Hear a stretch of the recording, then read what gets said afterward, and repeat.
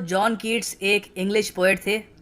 इनकी 25 साल की बहुत ही छोटी आयु में इनकी मृत्यु हो गई थी ट्यूबरक्लोसिस की वजह से, और उसके अलावा इनका जीवन भी कठिनाइयों से भरा था। बहुत ही छोटी उम्र में इनके माता पिता चल बसे।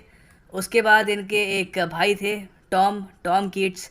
उनसे बहुत लगाव था इनका, और उनकी भी मृत्यु हो गई ट्यूबरक्लोसिस की वजह से। और उसके बाद जॉन कीट्स प्यार में भी असफल रहे, क्योंकि फैनी ब्राउन जिस लड़की से वो प्रेम करते थे वो उनको इसलिए छोड़ के चली गई क्योंकि जॉन कीट्स को भी ट्यूबरक्लोसिस हो गया था और वो कुछ ही सालों में मरने वाले थे। उसके अलावा पैसे की भी इनको काफ़ी कमी रहती थी, कुछ काम इनका इतना बढ़िया चल नहीं रहा था। तो इन सब कारणों की वजह से काफ़ी इन्होंने कठिनाई भरी ज़िंदगी बिताई। और ये जो हम पोएम पढ़ेंगे आज, ओड टू ऑटम, ये इनकी आखिरी पोएम मानी जाती है। 23 साल की उम्र में ये इन्होंने पोएम लिखी थी, और 23 साल की उम्र के बाद इन्होंने पोइट्री से अपना ध्यान हटा दिया। इन्होंने कुछ सोचा कि अब इससे इतना पैसा तो मिलता है नहीं, क्योंकि इनको इनके जीवन काल में कोई क्रिटिकल एक्लेम, कोई अवार्ड, कोई प्राइज़ इनकी पोइट्री के लिए कभी मिला नहीं, अनफॉर्चुनेटली। इनकी डेथ के बाद तो ऑफ कोर्स इनको बहुत सम्मान मिला, बट जीते जी कुछ ये शोहरत देख नहीं पाए। तो 23 साल की उम्र के बाद इन्होंने सोचा कि कुछ पैसे कमाए जाएं, कुछ नौकरी करने की कोशिश करी। और ये एक बहुत ही ख़ास पोएम है इसलिए क्योंकि आखिरी पोएम मानी जाती है जॉन कीट्स की। उसके अलावा इनकी बहुत सारी ओड्स हैं जिनके बारे में आपको बताना चाहिए। Ode to indolence, ode to psyche, ode to a nightingale, ये पोएम मैं ऑलरेडी कवर कर चुका हूँ। सबसे फेमस पोएम है बाय जॉन कीट्स। उसके अलावा ode to a Grecian urn, फिर उसके अलावा ओड टू मेलनकली, और फाइनली ओड टू ऑटम, जो आज हम कवर करेंगे। तो पोएम का टाइटल है ओड टू ऑटम। ये समझ लो कि ओड क्या होती है। ओड एक तरीके की पोएम होती है जो काफ़ी लंबी होती है, लिरिकल होती है। लिरिकल मतलब जिसको आप गा सकते हैं।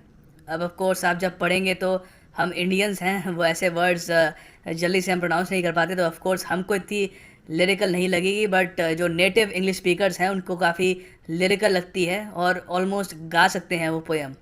और काफ़ी सीरियस होती है। कोई भी जो सब्जेक्ट जो चूज़ करती है ये पोएम, उस पर काफ़ी सीरियसनेस से उसको ट्रीट करती है। ऐसा नहीं है कि आप किसी फ़नी सी चीज़ पर, किसी मजाक पर, या कोई हंसी का पात्र कोई जो चीज़ हो उस पर आप एक ओड लिख दें। ठीक है, ज़्यादातर सीरियस चीज़ों पे लिखी जाती है और काफ़ी एलैबोरेट किया जाता है इसमें। इसमें बेसिकली एक सर्टन ऑब्जेक्ट या सर्टन कोई आइडिया को पहले तो उसको ग्लोरीफाई किया जाता है और उसके बाद उसको अच्छे से इलेबोरेट किया जाता है। अगर हम ओड को और जो वेरियस फॉर्म्स हैं पोइट्री की उससे कंपेयर करें तो हमको ये पता लगता है। सोनेट, सोनेट देखिए, लास्ट टाइम जब मैंने ओड टू नाइटिंगेल का जो मैंने रिव्यू बनाया था, एनालिसिस बनाया था, उसमें कुछ लोग सोनेट नीचे लिख रहे थे, सर कोई सोनेट भी कवर करिए। तो सोनेट बेसिकली एक पोएम होती है जिसमें टिपिकली 14 लाइंस होती है। ये कोई ऐसा रूल नहीं है, मगर ज़्यादातर जो सोनेट्स हैं वहाँ पे आपको 14 लाइंस मिलेगी और 2 राइमिंग स्टैंजाज होते हैं। ठीक है, और वैसे एक और चीज़ होती है कॉपलेट। कॉपलेट में 2 लाइंस होती हैं बस। और कॉपलेट्स कोई फ़नी चीज़ की भी आप बना सकते हैं, कुछ उसमें ऐसा कोई रूल नहीं है कि आपको सीरियस चीज़ की ही बनानी है। फिर है हाइकू। हाइकू में प्रॉपर आपको रूल्स दिए होते हैं कि सिर्फ 3 लाइनों की होगी हाइकू और टोटल 17 सिलेबल्स होंगे। ऑलराइट, तो वे वेरियस तरीके हैं पोइट्री लिखने के, और भी बहुत सारे हैं, और ओड उनमें से एक है। अच्छा, अब हमने ये समझ लिया कि ओड क्या होता है। अब ये समझ लो कि ऑटम क्या है। ऑफ कोर्स आप में से ज़्यादा लोगों को पता होगा कि ऑटम क्या है। एक सीज़न है ऑफ कोर्स, मगर मैं आपको यहाँ पे ये फ़ोटोज़ इसलिए दिखा रहा हूँ क्योंकि हम यहाँ पे बात कर रहे हैं इंग्लिश ऑटम की। हम यहाँ पे इंडियन ऑटम की बात नहीं कर रहे। इंडिया अगेन एक बहुत ही डाइवर्स कंट्री है। हमारे यहाँ अलग रीजन में अलग तरीके से आपको ऑटम दिखेगी, बट जनरली आपको जो ज़्यादातर एरिया है इंडिया के, वहाँ पे आपको ऐसी तस्वीरें शायद ही दिखें, ना के बराबर दिखेंगी आपको।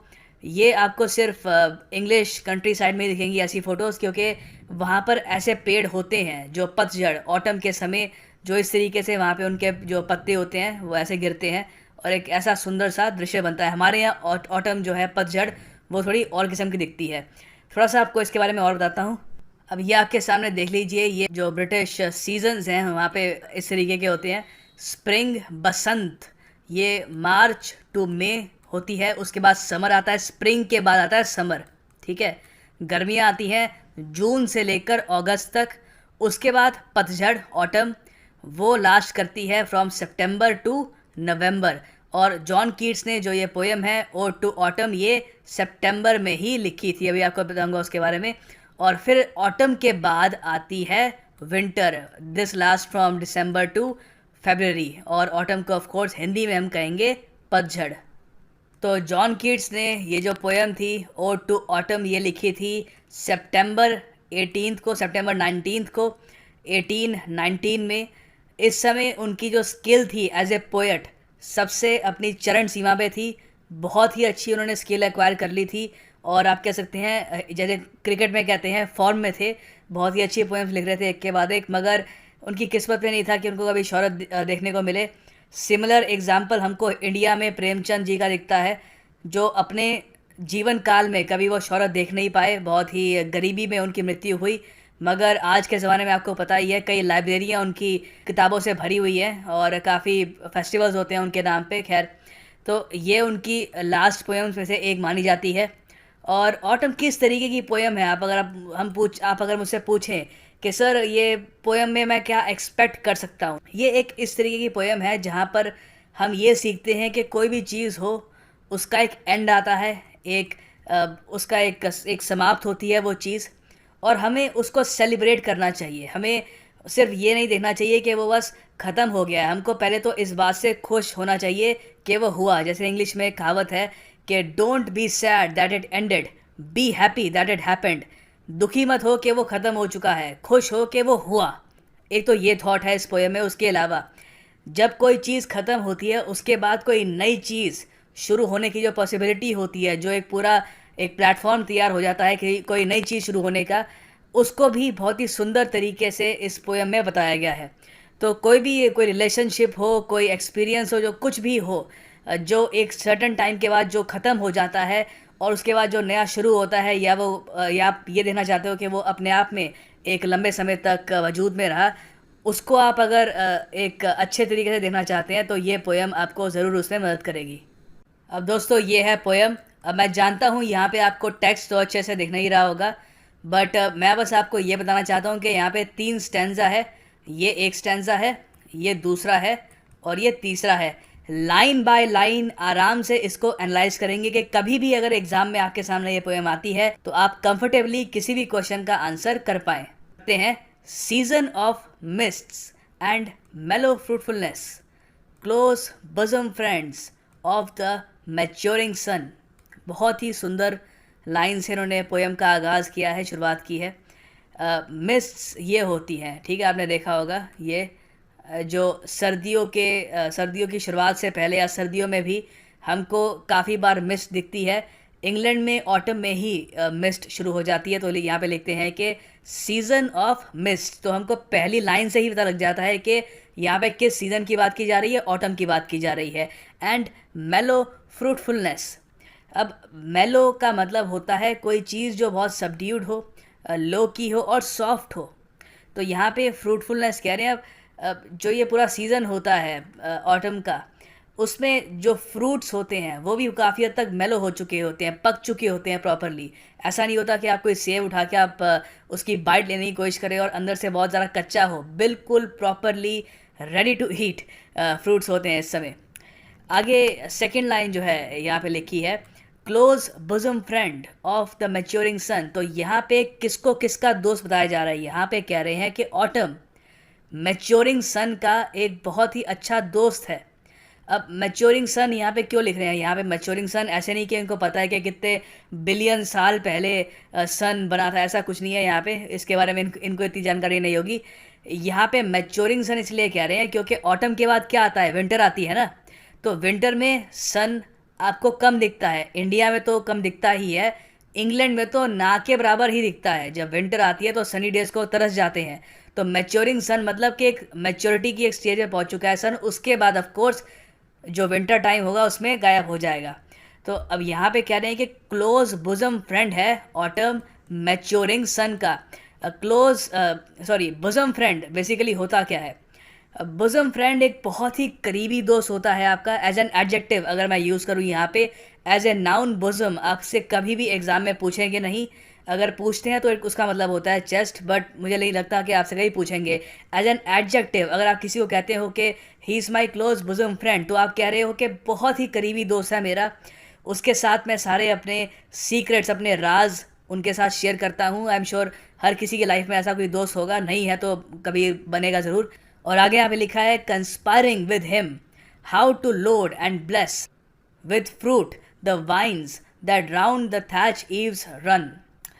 इंटरेस्टिंग। पहली बात तो कंस्पायरिंग विद हिम, यहाँ पे कह रहे हैं कि सूर्य, जो मैच्योरिंग सूर्य है, सन है, उसके साथ ऑटम कंस्पायर कर रही है, एक साजिश रच रही है। बहुत ही सुंदर साजिश है ये, कोई ख़राब वो प्लान नहीं बना रहे, बहुत ही सुंदर साजिश है कि किस तरीके से जो वाइन्स होती हैं वो थैचेड हट्स। देखो पहली बात तो इंग्लैंड के जो कंट्री साइड है, जो शहरों से दूर का जो एरिया है, वहाँ पे आपको ऐसे घर दिखेंगे, इनको थैच्ड हाउसेस कहते हैं। और इनके आसपास आपको बहुत सारी वाइन्स दिखेंगी, बहुत आपको ग्रीनरी दिखेगी, एग्रीकल्चर होता हुआ दिखेगा। तो वहाँ पे कह रहे हैं कि किस तरीके से फ्रूट्स वहाँ पे सजाए जाएं, वो मैच्योरिंग सन और ऑटम आपस में साजिश रच रहे होते हैं। तो कितनी एक खूबसूरत तरीके से उन्होंने ऑटम का डिस्क्रिप्शन किया है यहाँ पे। अब आगे लिखते हैं to bend with apples the most cottage trees and fill all fruit with ripeness to the core. अब पहली बात तो राइपनेस का मतलब होता है कोई जो फल होता है जो बिल्कुल पक चुका है, अंदर से बिल्कुल राइप है, खाने के लिए बिल्कुल रेडी है। टू द कोर मतलब अंदर तक कंप्लीटली राइप हो चुका है। अब आपने देखा होगा कि जब कोई फल है, मान लीजिए एप्पल ही मान लीजिए, जब बिल्कुल ही राइप हो चुका होता है, बिल्कुल पक चुका होता है, तो पेड़ से ऑलमोस्ट लटक रहा होता है, लग रहा होता है कि कभी भी ज़मीन पर वो गिर जाएगा। तो यही लिखा है to bend with apples the most cottage trees. अब यहाँ पे मोजी ट्रीज़ की बात की जा रही है, MOSSEY। ये मोज होता है, आपने देखा होगा पेड़ों पे ये हरे रंग की छोटी छोटी घास जैसी चीज़ होती है। ये कह रहे हैं कि ऐसे जो पेड़ होते हैं वहाँ से जो बिल्कुल राइप्ड जो फ्रूट्स होते हैं वो लटक रहे होते हैं वहाँ से। और आगे लिखते हैं to swell the gourd and plump the hazel shells with a sweet kernel to set budding more. अब यहाँ पे देखो गोर्ड भी एक तरीके का एक फ्रूट होता है, और जो हेज़ल होते हैं, हेज़ल के शेल होते हैं, ऑफ कोर्स हेज़ल एक नट होता है, तो उसकी बारे में बात कर रहे हैं कि वो भी किस तरीके से प्लम्प हो चुका होता है। प्लम्प मतलब बिल्कुल हिंदी में आप कह सकते हो कि मोटा ताज़ा हो रखा होता है, बिल्कुल प्रॉपरली राइप हो चुका होता है, उसके लिए ये एडजेक्टिव इस्तेमाल कर रहे हैं यहाँ पे। तो यहाँ पे बता रहे हैं कि ऑटम में किस तरीके से मैच्योरिंग सन के साथ एक कॉन्स्पिरेसी रची जाती है जिसमें इतने राइप फ्रूट्स तैयार हो चुके होते हैं। अब आगे लिखते हैं and still more later flowers for the bees until they think warm days will never cease. Cease मतलब कोई चीज़ ख़त्म हो जाना। अगर आप कहते हो कि if we don't stop global warming penguins will cease to exist, तो मैं यहाँ पे कह रहा हूँ कि एग्जिस्ट होना मतलब वजूद में होना, सीज मतलब कि रुक जाना, मतलब कि उनका जो वजूद है वो ख़त्म हो जाएगा, अचानक से रुक जाएगा। अगर हम ग्लोबल वार्मिंग नहीं रोकते तो पेंगुइन्स विलुप्त हो जाएंगे, ठीक है, तो they will cease to exist. तो यहाँ पे इसका मतलब क्या है कि अनटिल दे की यहाँ पे बात की जा रही है बीज की, मधुमक्खियों की। तो यहाँ पर कह रहे हैं कि जब तक बीज इतना वहाँ पे, खैर अभी आपको बता देता हूँ कि स्टार्टिंग इन्होंने कैसे करी है।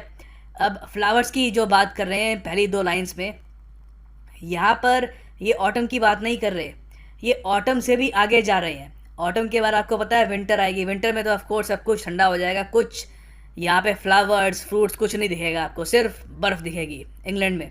तो यहाँ पर कह रहे हैं कि एक बार जब ऑटम ख़त्म हो जाएगी, तो ये पोएट इमेजिन कर रहा है कि ऑटम के बाद जब स्प्रिंग आएगा, उसके बाद जब समर आएगा, तो उस टाइम में फिर फल आएंगे, और फलों से बीज को बहुत ज़्यादा फ़ायदा होगा, और उन फलों में इतना रस होगा, इतना कुछ देने को होगा उन बीज के लिए कि उन बीज को लगेगा कि ये जो वार्म डेज़ हैं समर के, ये कभी ख़त्म नहीं होंगे, कभी रुकेंगे नहीं, दे विल नेवर सीज।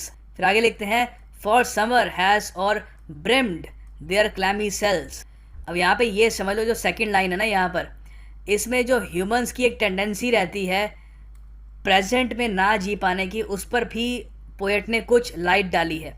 आपने देखा होगा इंसान के पास कुछ भी आ जाए, जितना भी पैसा आ जाए, वो हमेशा कल के बारे में सोचता रहता है। वो कभी भी जो उसके पास आ चुका है बहुत रेयरली उसको देखकर अप्रिशिएट करता है, उसको खुश होता है उसको देख के, और जेन्युइनली उसको एंजॉय कर पाता है। ज़्यादातर यही होता है कि अब मेरे पास ये आ गया है, अचानक से वो सोचता है अब आगे क्या होगा। तो बीज के लिए ऐसा कुछ नहीं होता। बीज के लिए उनका माइंड सिंपल होता है, जो इस वक्त है वही है।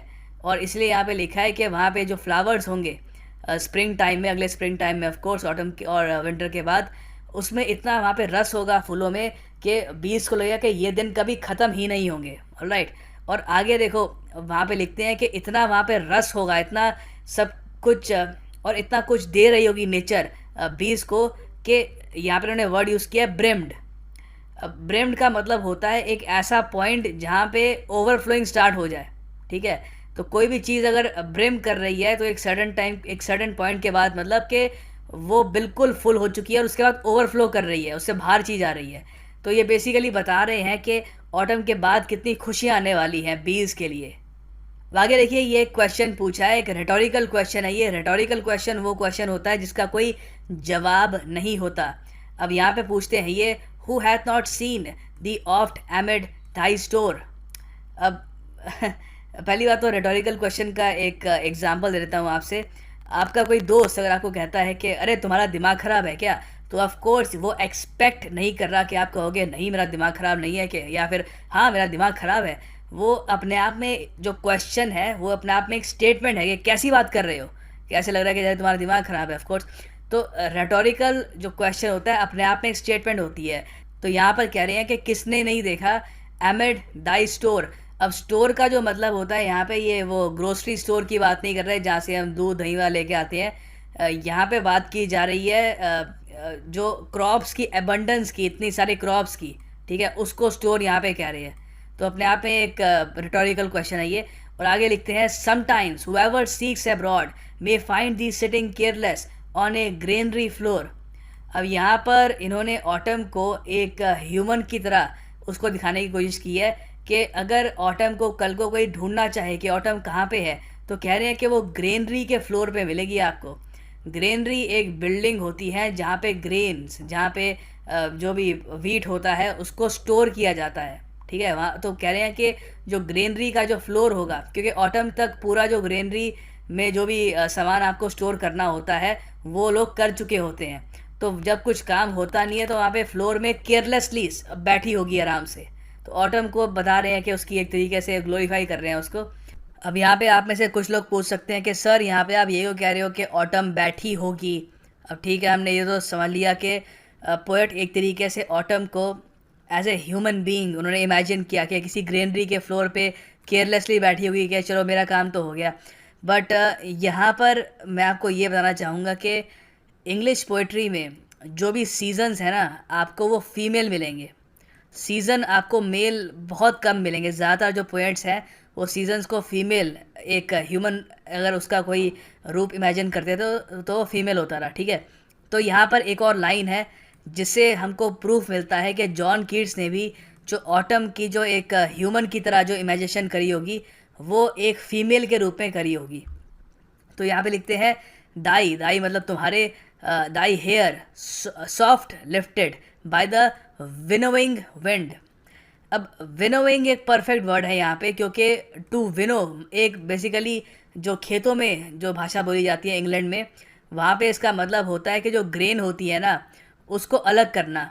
मतलब कि जो ग्रेन का जो एडिबल पार्ट है, जो आप जिसको आप खाओगे, जो ग्रेन है एक्चुअल में, उसको अलग करना शाफ से। शाफ वो पार्ट होता है जो कवर कर रखा होता है जिसने ग्रेन को, वो इनएडिबल होता है, उसको आप खा नहीं सकते। तो विनोइंग ज़्यादातर कैसे होती है, मान लो खेत हैं बहुत सारे, वहाँ पर कोई आदमी जाएगा डंडे मारेगा सारे क्रॉप्स को आराम आराम से।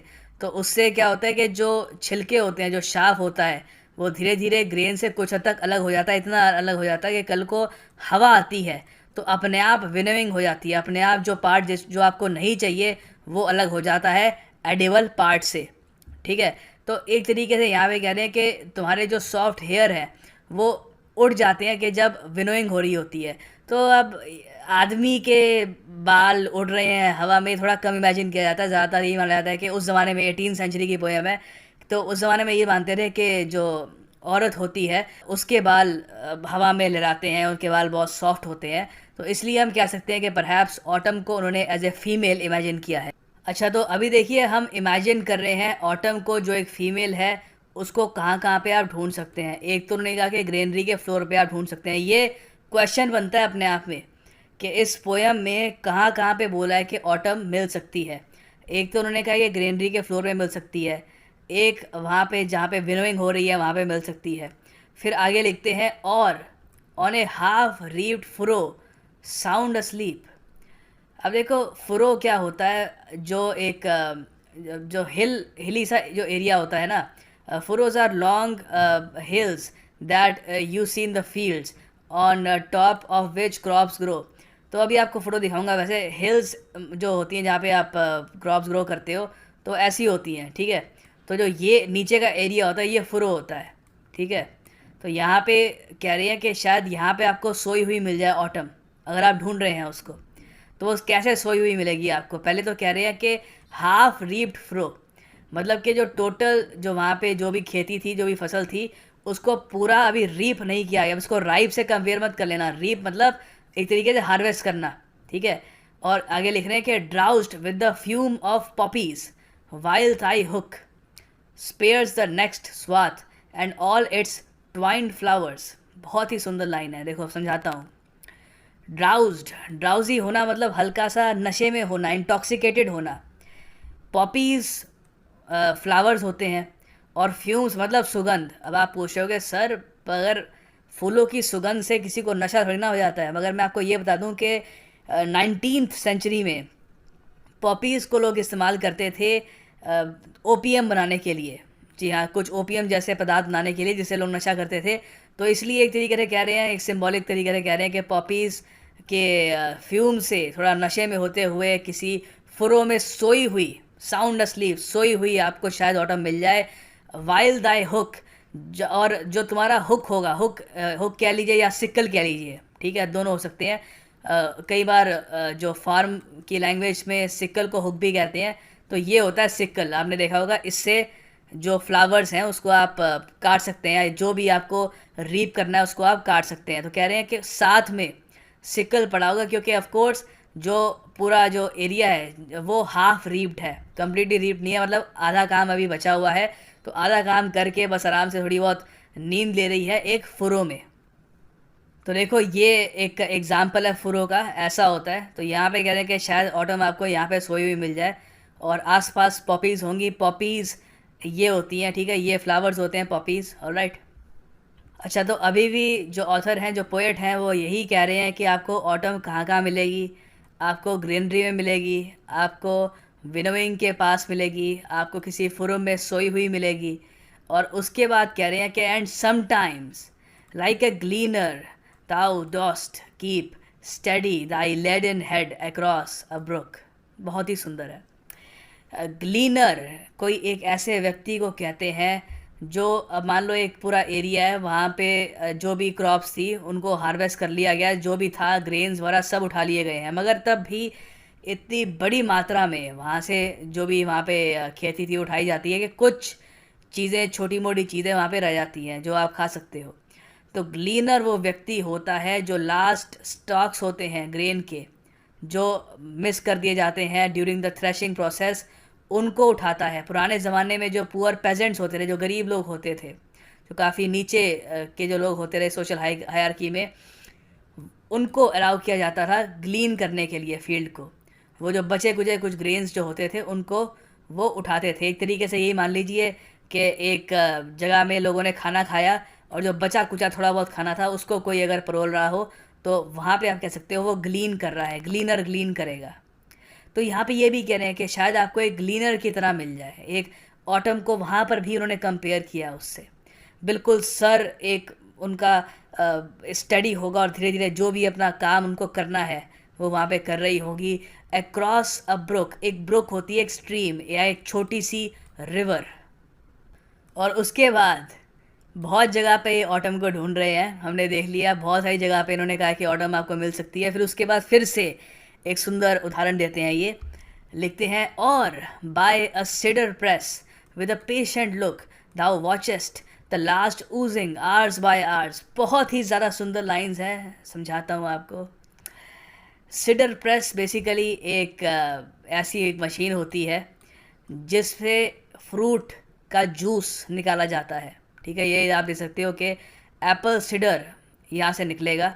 ऑलराइट, तो कह रहे हैं कि शायद एक सिडर के पास पेशेंटली वेट करते हुए, क्योंकि थोड़ा आराम आराम से पिसता है यहाँ पे जो भी ऊपर डाला जाता है, तो बहुत ही एक पेशेंट लुक के साथ शायद आपको एक सिडर प्रेस के पास ऑटम मिल जाए और वो देख रही होगी the last oozings hours by hours. Oozing होता है कोई चीज़ जो फ्लो कर रही है किसी चीज़ के बाहर से एक बहुत ही छोटी ओपनिंग से। तो यहाँ पे क्या ऊज़ हो रहा होगा? ऑफ कोर्स एप्पल का जो जूस है वो ऊज़ हो रहा होगा। आपने ये जो शब्द है ऊज़ कई बार आपने सुना होगा, आपने शायद सुना होगा the blood was still oozing out of the wound. Wound मतलब घाव, जो घाव था वो एक छोटी सी ओपनिंग थी, उससे खून क्या कर रहा था? ऊज आउट कर रहा था। जो अच्छी इंग्लिश लिखते हैं वो ऐसे वर्ड्स का इस्तेमाल करते हैं, वो ये नहीं लिखेंगे कि the blood was coming out of the wound. वो इतना अच्छा नहीं लगता सुनने में। तो आप भी कल को लिखना चाहें तो आप लिख सकते हो कि the blood was still oozing out of the wound. या फिर कई लोग ये भी लिखते हैं कि ही वॉज ऊजिंग कॉन्फिडेंस, मतलब कि उसमें से स्लोली कॉन्फिडेंस बाहर आ रहा था। इतना कॉन्फिडेंस था उसके अंदर कि लोग फील कर पा रहे थे, उससे बाहर आ रहा था वो कॉन्फिडेंस। तो आजकल काफ़ी यूज़ करते हैं कि कोई बहुत ही कॉन्फिडेंट आदमी, तो लिखते हैं कि ही वॉज ऊजिंग कॉन्फिडेंस। अब आगे ये लिखते हैं where are the songs of spring ay where are they think not of them thou has thy music too. अब ये किससे क्या बात कर रहे हैं? देखो, पहली बात तो ऑटम को जो ढूंढने का सिलसिला था अलग अलग जगहों पे वो ख़त्म हो चुका है, वो हमारे पीछे है। अब हम आ गए हैं स्टैंजा 3 पे, जहाँ पे अब जो पोएट हैं वो ऑटम से इतना प्रेम करते हैं, उसको उनको ऑटम इतनी सुंदर लगती है कि वो स्प्रिंग के बारे में कहना स्टार्ट कर देते हैं कि लोग स्प्रिंग को इतना सुंदर इतना बेहतरीन क्यों मानते हैं। तो यहाँ पे ऑलमोस्ट मॉकिंग, एक मॉक करते हुए ये कह रहे हैं कि जो लोग स्प्रिंग बसंत को इतना प्रेम करते हैं वो कहते हैं कि बसंत के गाने कहाँ पे हैं ये बताओ। Where are the songs of spring ay where are they. अब यहाँ पे ये इसलिए कह रहे हैं क्योंकि पोएट ये मानते हैं उन्होंने ऑटम के बारे में इतनी सुंदर बातें कर ली हैं, इतनी सुंदर बातें बताई हैं कि ये सब बातें सुनने के बाद कोई स्प्रिंग को ऑटम से बेहतर मान ही नहीं सकता। और एक तरीके से टॉन्ट कस रहे हैं कि सच में अब स्प्रिंग के गाने कहाँ पे हैं। और फिर ऑटम को देखते हुए ये लाइन कहते हैं कि think not of them, spring के जो गाने हैं उनके बारे में मत सोचो। Thou has thy music too, autumn का खुद का संगीत भी है, चाहे लोग उसको सेलिब्रेट ना करें मगर ऑटम अपने आप में सुंदर इतनी है कि उसका खुद का म्यूजिक भी है। फिर जो ऑटम का जो सॉन्ग है उसको डिस्क्राइब करते हुए वो लिखते हैं while barred clouds bloom the soft dying day and touch the stubble plains with rosy hue.